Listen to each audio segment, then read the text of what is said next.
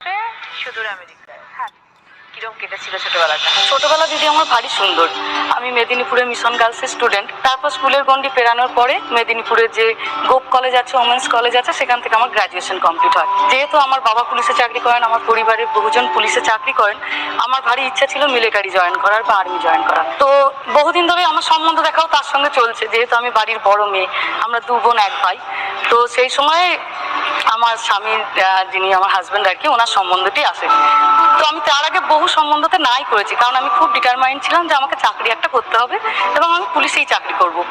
কিন্তু তার সঙ্গে কথা বলার পর চিন্তাটা আসে, ভালো একটা চাকরিরও যেমন একটি মেয়ের জীবনে দরকার, একজন ভালো পার্টনারেরও ভারী দরকার।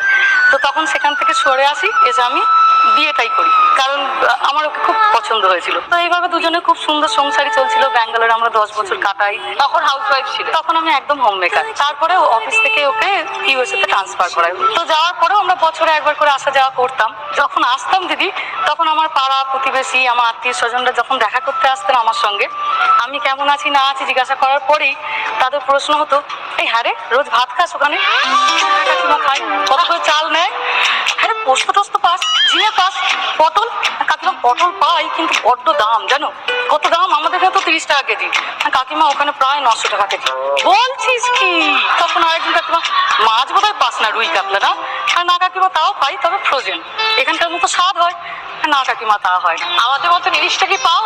ইলিশও পাই, কিন্তু সবই ফ্রোজেন। আর কিছুটা কপালে ওই ভাগ্য, মানে ওই মা কালীকে জপতে জপতে যায়, আজ যেন ভালো ইলিশটা পাই, মা আজ যেন ভালো ইলিশটা পাই। তারপরে এনে দেখছি তাদের স্বাদ নেই। না, তারপরে স্বাদ নেই। সবাই তো ডাকছে, মার কার কথায় অত সারা দেবে? এটা ভালো। কোনো জায়গায় হয়তো কচুর শাক এসছে, একজন গিয়ে যদি ইন্ডিয়া বাজারে পেলো, সে তাড়াতাড়ি হোয়াটসঅ্যাপ গ্রুপে, তাড়াতাড়ি যা আজকে কচুর শাক এসছে ওই দোকানে। সবাই তখন তাড়াতাড়ি চলতে থাকে। অনেকে বহু প্রশ্ন দিদি, এই ছোটখাটো জিনিসগুলো। তো ওখানে তোরা ভাড়া বাড়িতে থাকিস, কত টাকা ভাড়া বাড়িতে নেয়? কাকিমা এখন তো আমরা 1 BHK তো ভাড়া থাকি, মোটামুটি 1.5 লাখ টাকা করে মাসে নেয়। বলছিস কি? তাদের এত প্রশ্ন, এই উত্তরগুলো দিতে দিতেই দিদি একদিন মনে হয় যে আমাকে তো যারা জানেন চেনেন তাদের এই প্রশ্নগুলোর উত্তর আমি দিচ্ছি, কিন্তু তারা তো গুটি কয়েক লোকজন।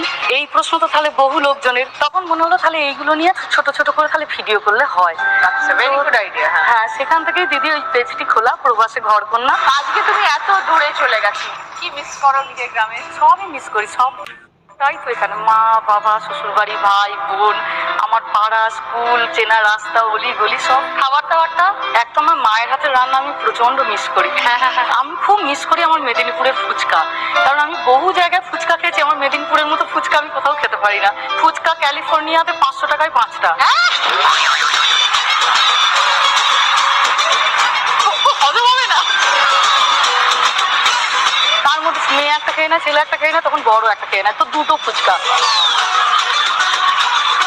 ভীষণ রকম ভাবে ভালোবাসি মেদিনীপুরে ফিশ ফ্রাই যেগুলো হয়, ভীষণ খেতে ভালোবাসি। কিন্তু ওখানে গিয়ে আর পাই না। যারা আমাদের থেকে আরো আগে গেছেন তারা বলে যে এখানে পাবি না, শর্টকাট রাস্তা হচ্ছে বাজার থেকে ফিলে কিনে আনবি, তৈরি করবি, তাদেরকে ফ্রোজেন করে দিবি, সন্ধ্যেবেলা 2টো করে বার করবি আর ভেজে দিবি। তো এইভাবে এখন ডিপ ফ্রিজটা ভর্তি থাকে ফিশ ফ্রাই, ভেজিটেবিল চপ, সিঙ্গারা। খুব ভালো লাগলো পরিচয় হয়ে মৌমাদি। অসংখ্য ধন্যবাদ। ভালো থেকো মৌমাদি। আপনারও সুস্থতা কামনা করি, দীর্ঘায়ু কামনা করি। খুব ভালো থাকবেন।